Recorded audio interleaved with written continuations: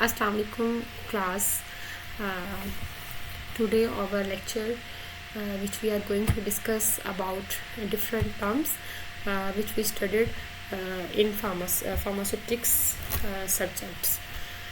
Basically हमारे पास आज कुछ चीज़ें ऐसी हैं जो कि हम इंडस्ट्री में वर्क करते हुए या कहीं भी अपनी मेडिसिन्स को बनाते हुए हमें कुछ चीज़ें अपने पता होनी चाहिए कि ये इसकी सरफेस टेंशन है तो वो क्या है, इसकी विस्कोसिटी क्या है, pH is very important, very should thing we should know in making of any medicines. इसलिए हम इसको डिस्कस करेंगे. हमारे टॉपिक में आज 2-3 चीज़ें आ रही हैं. सरफेस टेंशन हमारे पास पहला टॉपिक होगा, देन हमारे पास होगा सरफेस टेंशन के बाद हमारे पास नेक्स्ट टॉपिक होगा आयोनाइजेशन, विस्कोसिटी, इसी तरह pH and buffers. One by one हम इसको डिस्कस करेंगे. इंशाल्लाह कोशिश करेंगे कि आप सबको बहुत आसानी से ये चीज़ें समझ आ जाएं. इंडस्ट्री में वर्क करते वक्त जब हम फार्मूलेशन कर रहे होते हैं अपने डिफरेंट मेडिसिन्स की, तो हमें ये वाली जो रिक्वायरमेंट्स हैं ये हमें बहुत अच्छे से पता होनी चाहिए कि किसकी क्या रिक्वायरमेंट है, हमने इसको किस तरह फाइंड आउट करना है. कोई फार्मूलेशन बनानी है तो वो हमने किस तरह बनानी है. तो ये बहुत इंपॉर्टेंट चीज़ें हैं जो हमें पता होनी चाहिए. अब सरफेस टेंशन क्या है? सरफेस टेंशन को समझने के लिए सबसे पहले आपको पता होना चाहिए कि what is adhesive force, what is cohesive force, and then we will define what is surface tension, and then examples हम बताएंगे एंड एप्लीकेशंस बताएंगे. छोटा सा टॉपिक है, डिफरेंट हेडिंग्स में बताया गया है सो दैट आपको समझने में आसानी हो.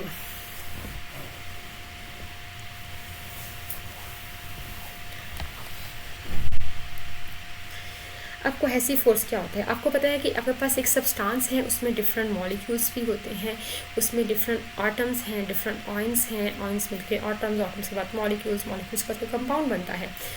तो द फोर्स ऑफ अट्रैक्शन, आपके पास एक मॉलिक्यूल्स के दरमियान जो फोर्स ऑफ अट्रैक्शन होगी, फोर्स ऑफ अट्रैक्शन किसी चीज़ का डिसरेक्ट होना, this is called as a cohesive force. And adhesive force क्या होती है कि आपके पास कोई भी कहने के कंपाउंड है या कोई भी सोल्यूशन है, उसमें सॉलिड एंड लिक्विड के दरमियान जो भी द फोर्स ऑफ अट्रैक्शन होगी, तो दोनों को मिला रही होगी, उसको हम कहेंगे adhesive force. The force of attraction between a liquid and a solid is called as adhesive force.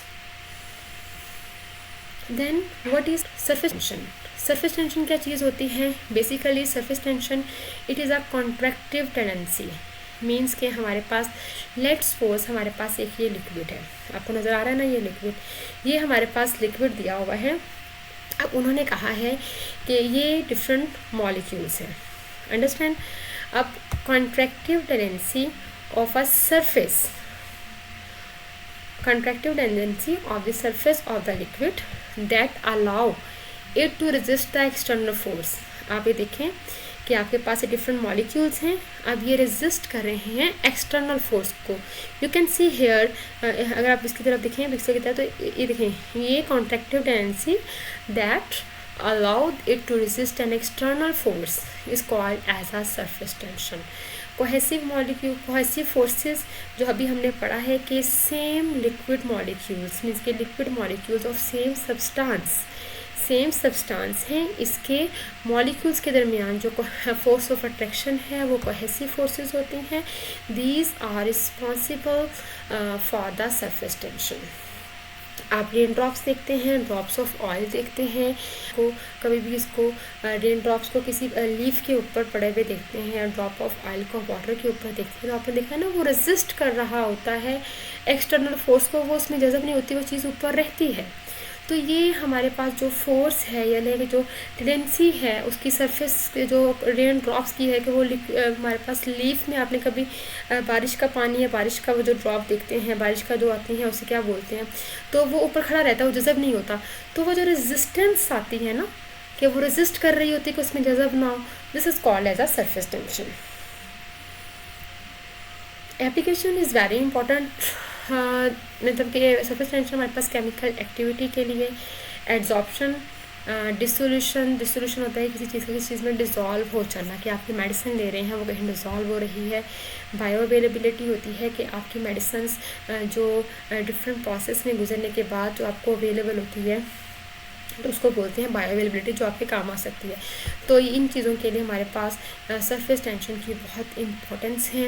And in the development of the new and improve qualities में भी हम सरफेस टेंशन को अपने ज़ेर नज़र रखते हैं कि चीज़ें हमारी बहुत अच्छे से गुजर जाएँ। विस्कोसिटी बेसिकली हम किस लिए इस्तेमाल कर रहे हैं? विस्कोसिटी, जब कभी भी वर्ड विस्कोसिटी आए देन यू शुड नो कि हमेशा हम विस्कोसिटी को इस्तेमाल करते हैं अपने लिक्विड थिंग्स के लिए। सॉलिड की विस्कोसिटी नहीं होती, लिक्विड की विस्कोसिटी होती है। और विस्कोसिटी को अगर आपने आम अल्फाज में समझना है, इन कॉमन वर्ड्स या फिर इन इजी वर्ड्स, तो आप देखें कि जब हमारे पास लिक्विड जब हमारे पास कह लेंगे कोई लिक्विड फ़्लो कर रहा होता है तो उसकी भी एक रेजिस्टेंस होती है ना। लाइक वाटर बहुत जल्दी से फ़्लो करता है, ऑयल टाइम टेकिंग होता है। सिमिलरली अदर थिंग जो ऑयली थिंग लिक्विड्स होते हैं वो टाइम टेकिंग होती हैं। तो it is a internal resistance, means कि कोई भी लिक्विड है उनके जो अंदर मॉलिक्यूल्स हैं वो जब फ़्लो कर रहे होते हैं तो इनकी इंटरनल रेजिस्टेंस होती है। कुछ स्पीड से फ़्लो कर रहे होते हैं, कुछ आहिस्ता आहिस्ता फ़्लो कर रहे होते हैं। तो it is the internal resistance of the molecules of any liquid to flow is called as a viscosity. Means के अब नेक्स्ट डेफिनेशन, तो एक moving friction of moving liquid, कोई भी लिक्विड मूव कर रहा है तो उसकी जो इंटरनल फ्रिक्शन होगी this is called as a viscosity. अब विस्कोसिटी को मेजर करने के लिए हमारे पास डिफरेंट आप कह लें कि इंस्ट्रूमेंट्स हैं। फर्स्ट वन हमारे पास है viscometers which are also called as a rheometers. And Ostwald ये विस्कोसिटी को मेजर करते हैं। यहाँ पे आपके सामने दिया हुआ है, आप यहाँ से अपने लिक्विड को फ्लो कराते हैं, फ्लो कराने के बाद अपनी विस्कोसिटी मेजर करते हैं। अगेन आप जब इंडस्ट्री में काम कर रहे होते हैं तो आप इसको देखते हैं और विस्कोसिटी बड़ी इंपॉर्टेंट होती है। ऑइंटमेंट्स बनाते वक्त, लोशंस बनाते वक्त, सस्पेंशंस बनाते वक्त विस्कोसिटी बड़ी ज़रूरी होती है। और कुछ चीज़ों की विस्कोसिटी को इंक्रीज़ भी करने के लिए कुछ सब्सटेंसेस होते हैं जिसको हम बोलते हैं विस्कोसिटी एनहांसर्स। अब एग्जांपल्स में हमारे पास आ रहे हैं methyl cellulose and hydroxyl methyl cellulose, and these are the examples of the viscosity enhancers and they are also used in the ophthalmic solutions. Next topic हमारे पास क्या है? अभी हम देखते हैं आयनाइजेशन का। अब आयनाइजेशन क्या है? एक ऐसा प्रोसेस है जिसमें एटम्स और मॉलिक्यूल्स एक्वायर करते हैं नेगेटिव और पॉजिटिव चार्ज बाय गेनिंग और लूजिंग इलेक्ट्रॉन्स। आपको पता है कि जब कुछ चीज़ एक्वायर कर रहे होते हैं तो उस पर पॉजिटिव चार्ज आ रहा होता है, लूज़ कर रहे हो तो उस पर नेगेटिव चार्ज, जो भी चीज़ें आ रही होती हैं। तो this is a process by which atoms और मॉलिक्यूल्स एक्वायर नेगेटिव और positive charge by gaining and losing electrons. The formation of separation into ions means कि किसी भी एटम्स और मॉलिक्यूल जब किसी भी इलेक्ट्रॉन को लूज करेंगे तो आयंस बनेंगे। तो इन फॉर्मेशन ऑफ या फिर फॉर्मेशन और सेपरेशन इनटू आयंस, किसी मॉलिक्यूल्स का किसी एटम्स को आयंस में सेपरेट हो जाना या आयंस का बन जाना कब होता है? जब आप हीट करते हैं या इलेक्ट्रिकल डिस्चार्ज होता है, रेडिएशंस आप यूज़ कर रहे होते हैं उसको आयंस में कन्वर्ट करने के लिए, या आप कोई केमिकल रिएक्शंस कर रहे होते हैं। The atoms and the molecules are electrically neutral.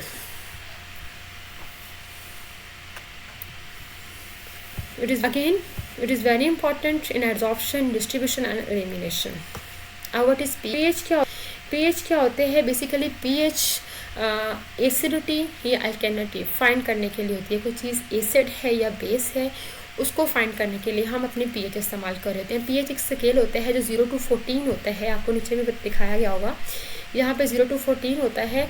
जब 0 से 7 तक आती है pH then it comes under acid. जब अप टू 7 to 14 तक आती है it come into alkali means के बेस। अगर वो 7 में है तो इट इज़ न्यूट्रल। अब डिफरेंट कलर्स हैं, लाइक 0 होगी तो इसका कलर ये वाला होगा, 1 होगी तो ये वाला कलर। मैंने बताया कि कलर्स भी डिफरेंट होते हैं, साथ ही साथ हमारी जो कह लेंगे pH होती है वो डिफरेंट होती है। इन्होंने बताया था कि हमारे पास स्टमक की pH कितनी होती है, फिर आगे विनेगर की pH 2 होती है।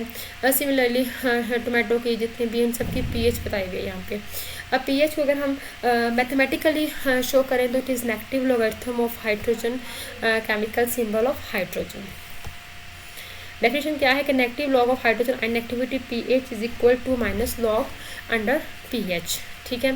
pH स्केल 0 to 14 होता है, अगर pH लेस देन 7 है it is acidic, more than 7 और to 14 it is a basic.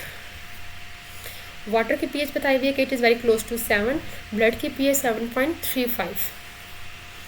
Applications क्या हैं कि important to find the pH of the drugs, different drugs की pH को मेजर करना है तो हम pH स्केल यूज़ कर रहे होते हैं। जब pH स्केल यूज़ कर रहे होते हैं तो हमारे पास pH हम pH स्केल यूज़ करते हैं किसी भी ड्रग की pH को फाइंड करने के लिए। Different dosages forms are suitable appropriate, eye drops, nasal drops, ear drops and oral solutions, injectables, इन सब की एक सूटेबल अप्रोप्रिएट pH होती है। Next one is pH indicators. pH indicators क्या होते हैं? pH indicators are those kind of indicators which are used in small of amount but they read or they determine the acidity or alkalinity of a solutions। हमारे पास different indicators है जिससे हम किसी भी solutions की एसिडिटी और alkalinity को major कर सकते हैं। एम्स क्या है कि हमने टाइप ऑफ कंपाउंड देखने हैं, आइदर दे आर एसिडिक और बेसिक। हमने देखना कोई और केमिकल सब्सटेंस तो नहीं है और डिफरेंट सैम्पल की pH फाइंड करनी है। अब डिफरेंट pH इंडिकेटर्स हैं। First one is acid base indicators, second one is redox indicators and third one is PPT indicators. Acid base indicators, अब दीज आर द इंडिकेटर्स, मतलब कि जब ये वाले इंडिकेटर्स हम किसी भी सोल्यूशन में डालते हैं तो उसकी pH चेंज हो जाती है, तो इससे हम अपनी एसिडिटी को फाइंड कर लेते हैं। एग्जांपल में हमारे पास मिथाइल ऑरेंज एंड फेनोल्फ्थालीन हमारे पास आ रहे हैं। Next one is the redox indicators. जब भी हम ये वाले इंडिकेटर किसी सोल्यूशन में डालते हैं तो ऑक्सीडेशन एंड रिडक्शन का रिएक्शन होता है।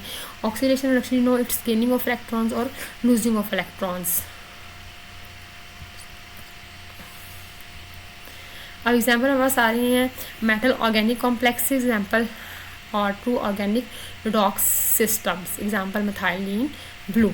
प्रेसिपिटेशन इंडिकेटर्स जब हम डालते हैं तो प्रेसिपिटेट्स बनना शुरू हो जाते हैं, कलर चेंज शुरू हो जाता है, तो हमें उसकी pH फाइंड हो जाती है। अब प्रेसिपिटेशन क्या होता है कि आप कोई भी सोल्यूशन बना रहे हैं तो नीचे छोटे छोटे प्रेसिपिटेट्स बन गए हैं किसी भी सब्सटेंस के, तो the action or processing of falling or collecting or condensing of substance on the ground forms solution. Application is very important in titration, in analytical chemistry, in biology to determine the different pH. What is titration? Titration क्या होता है कि आपने concentration of the unknown concentration, आपने कोई unknown concentration find करनी है unknown compound की by adding in known concentration. जब आपने किसी भी अननोन कंपाउंड की कंसनट्रेशन फाइंड आउट करनी है तो आपने करना क्या है कि आपके पास नॉन कंसनट्रेशन है, आपने उसको डाल देना है उसके अंदर। जैसे ही कलर चेंज होना शुरू हो जाएगा तो हमें उसकी कंसनट्रेशन मालूम हो जाएगी। बफर्स क्या होते हैं? बफर्स हम डालते हैं किसी भी सोल्यूशन की किसी भी कंपाउंड की pH को मेंटेन करने के लिए ताकि वो रेजिस्ट करे, उसकी pH चेंज ना हो। तो बफर्स आर कंपाउंड्स, ऐसे कंपाउंड हैं या मिक्सचर्स ऑफ कंपाउंड हैं that resist to change the pH of any solution on slight addition of acidic और basic solution of compound. Industry, biological industry में, मैन्युफैक्चरिंग ऑफ इंजेक्शंस में, in other dosages form में and fermentation process में buffers are very important. Jazakallah khair. This is all about our today topic. Inshallah we will discuss further things in further lecture. Jazakallah. Assalamu alaikum.